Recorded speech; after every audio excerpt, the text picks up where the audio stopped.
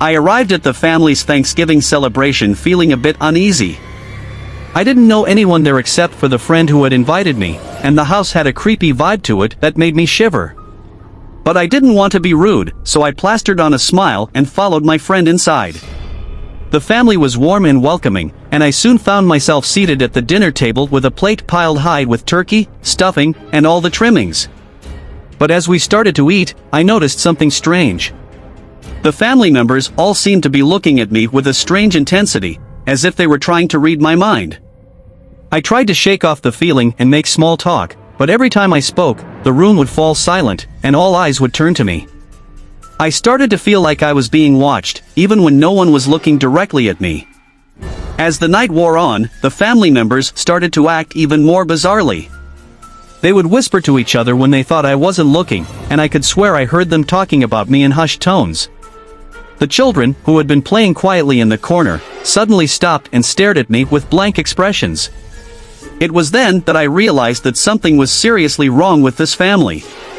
I wanted to leave, but I couldn't find my friend, and the family members had closed ranks around me, blocking me from the door. As the night dragged on, I began to feel more and more trapped, like a mouse in a maze. The family members started to act more aggressive, and their eyes took on a demonic gleam that made me fear for my life. I realized too late that I was not their guest, but their sacrifice. I woke up hours later, my head pounding and my body covered in blood. The family members were gone, and the house was silent. I stumbled to my feet, trying to remember what had happened, but the memories were hazy and distorted. All I knew was that I needed to get out of there, and fast. I stumbled out of the house and into the cold, dark night, not knowing where I was or what had happened to me. All I knew was that I had narrowly escaped a fate worse than death, and that I would never forget the horror of spending Thanksgiving with that twisted, demonic family. As I stumbled through the darkness, my mind raced with fear and confusion. I had no idea where I was, or how I had managed to escape the demonic family's grasp. The only thing that mattered was getting as far away from that house as possible, before they came back for me.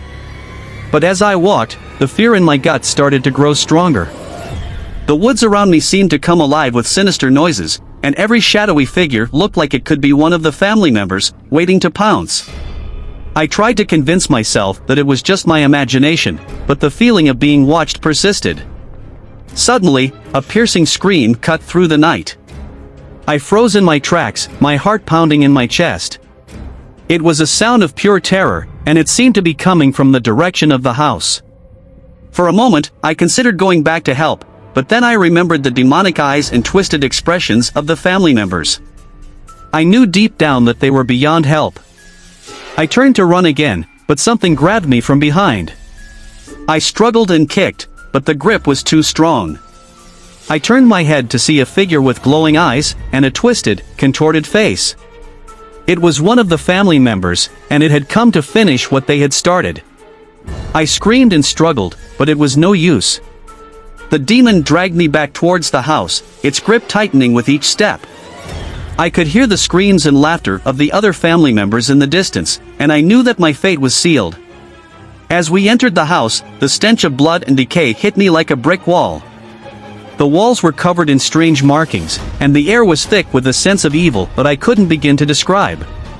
The demon dragged me towards an altar, where a figure in a hooded robe stood waiting. The figure raised its hand, and the demon released me. I tried to run, but the figure's voice stopped me in my tracks. "Welcome to our family," it said, its voice filled with malice. "You will be our guest of honor for our next feast." I realized then that there was no escape. The demonic family had claimed me as their own, and I was trapped in their clutches forever. As they closed in around me, their eyes filled with madness and hunger, I knew that my life would never be the same again. I was a prisoner in this house of horrors, and I would never be free. The hooded figure stepped forward, a wicked grin on its twisted face. It reached out a hand, and as it did, the air around us seemed to grow colder and more malevolent. I felt a sense of dread wash over me, and I knew that whatever was about to happen would be more terrifying than anything I had ever experienced. The figure spoke again, its voice low and menacing. "You have been chosen," it said. "You will be our sacrifice, and we will feast on your flesh and blood. But first, we must prepare you." I tried to scream, but my voice was caught in my throat. The family members closed in around me, their eyes glowing with a sinister hunger. I felt hands grabbing me from all sides, pulling me towards the altar. As they dragged me closer, I could see the implements of torture and sacrifice laid out on the altar before me. There were knives and blades of every size and shape, and strange, unidentifiable tools that made my skin crawl.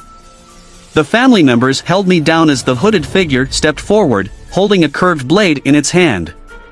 I felt a sharp pain as it sliced into my skin, and I knew that the nightmare had only just begun. For hours, they tortured me, cutting and slicing, burning and scarring. The pain was beyond anything I had ever felt, and I begged for mercy, but they only laughed and continued their grisly work. As the night wore on, I felt my sanity slipping away. The darkness seemed to take on a life of its own, twisting and contorting in grotesque shapes that filled me with terror.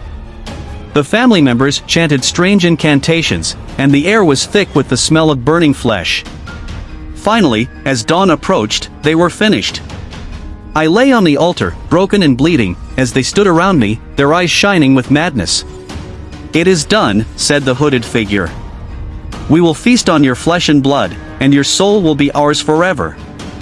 And with that, they descended on me, tearing into my flesh with their teeth and claws. The pain was unbearable, but it was nothing compared to the horror of realizing that I was doomed to spend eternity with this demonic family, trapped in a nightmare from which there was no escape. As the demonic family feasted on my flesh and blood, I felt my consciousness slipping away. But before I lost all sense of self, I heard a faint whisper in my ear. It was a voice that I recognized, but couldn't quite place. It was familiar, yet at the same time, alien and menacing. "You have been chosen," the voice whispered. "You are now one of us, and you will serve us for eternity. Your pain and suffering will be our pleasure, and you will know only the darkness." I realized then that the voice was that of the demon that had first lured me into the house. It was the same creature that had promised me a warm welcome and a Thanksgiving feast. But now, as I lay broken and bleeding on the altar, I knew that the feast had been for their twisted appetites, not mine. As the demonic family continued to devour me, I felt a sense of despair wash over me. I knew that there was no escape from this nightmare, no way to break free from the clutches of these malevolent creatures. But then, in the midst of my despair, a faint glimmer of hope appeared. I remembered something that my grandmother had told me when I was a child, a ritual that was said to banish demons and evil spirits. I knew that it was a long shot, but I had nothing to lose. With what little strength I had left, I began to recite the words of the ritual, feeling the words form in my mind and on my lips. As I spoke, the demonic family began to writhe and contort, their eyes glowing with an otherworldly rage. But I continued to recite the ritual, my voice growing stronger with each passing moment. Finally, as the last word left my lips, there was a blinding flash of light, and the demons were gone. I lay on the altar, my body broken and battered, but alive. I knew that I had been given a second chance, but at what cost? As I stumbled out of the house, the sun began to rise on a new day. The birds were singing, and the world seemed to be at peace. But I knew that the darkness was still out there, waiting for its next victim. And I knew that I would never be truly free from the horrors of that Thanksgiving night. As I stumbled out of the house, still shaken from the ordeal, I heard a loud chuckle behind me. I turned to see the family members, dressed in normal clothes and grinning from ear to ear. "Gotcha," they shouted in unison.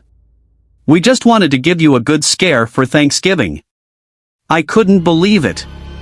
The whole thing had been a prank? But as I looked around, I realized that everything was back to normal. There was no altar, no demons, no hooded figures. It was all just an elaborate ruse.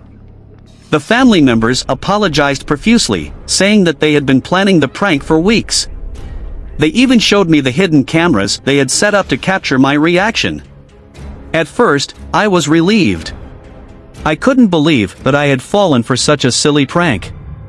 But as I thought about it more, I realized that the whole thing had still been terrifying. Even though it had been a joke, I had still felt a genuine sense of fear and dread. I knew then that horror was all about the imagination. Even the most ridiculous scenarios could be scary if you let yourself get caught up in them. As we sat down to eat our Thanksgiving meal, I couldn't help but laugh at the absurdity of the situation. But deep down, I knew that I would never forget that night, no matter how hard I tried. As I stumbled out of the house, still shaken from the ordeal, I heard a loud chuckle behind me. I turned to see the family members, dressed in their normal clothes, but their faces contorted into grotesque, inhuman expressions. Their eyes were now glowing with an otherworldly light, and their teeth had grown razor-sharp. I stumbled backwards, my heart racing as I realized that the prank had taken a dark and twisted turn. "What's the matter?" one of them hissed, their voice deep and guttural.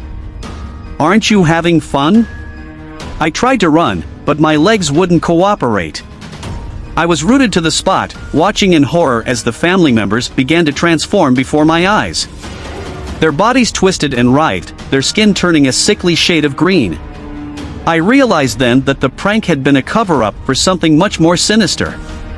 These people were not normal, they were possessed by some kind of malevolent force. As they advanced towards me, I knew that I had to think fast. With all my strength, I lunged forward and grabbed a nearby stick. I held it up in front of me like a weapon, hoping to keep them at bay. But they didn't seem deterred. They continued to advance, their claws outstretched and their teeth bared. I knew that I was no match for them in a fight, so I turned and ran. As I sprinted through the woods, my heart pounding in my chest, I realized that I had stumbled into a nightmare. These people were not just playing a prank, they were part of something much larger and more sinister. I knew then that I had to find a way to stop them before it was too late. But how do you fight against something that's not of this world?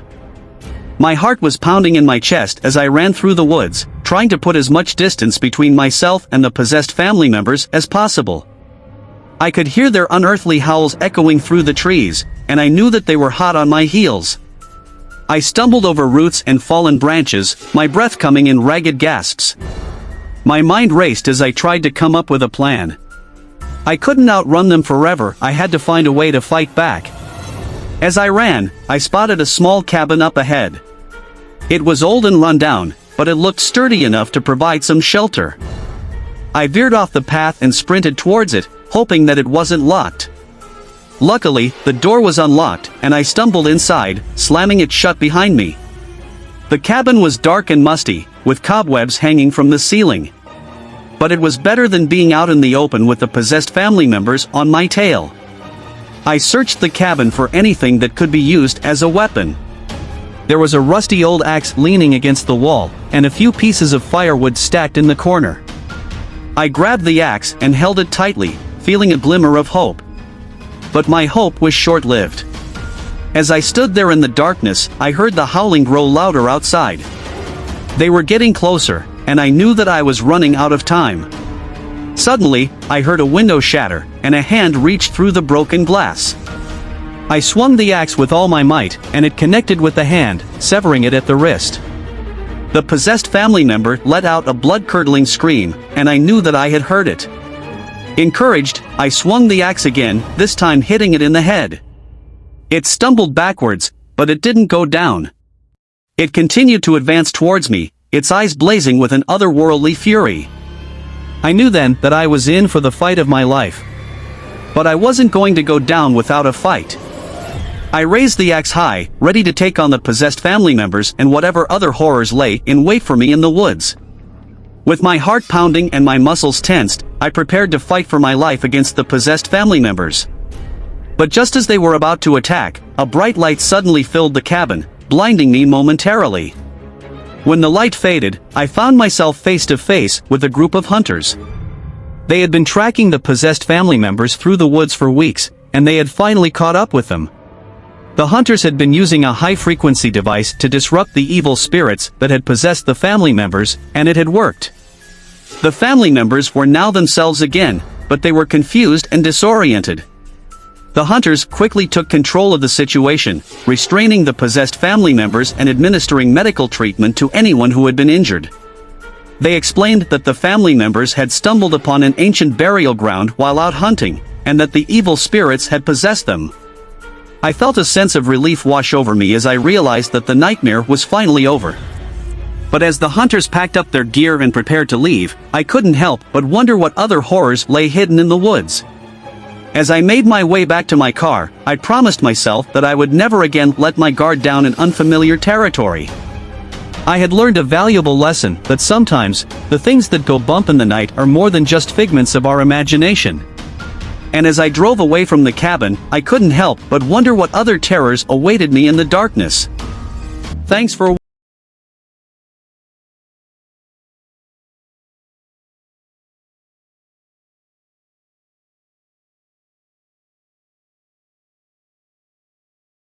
with you. Don't forget to click the notification bell so you never miss an upload. Thank you again for tuning in, and we'll see you in the next video.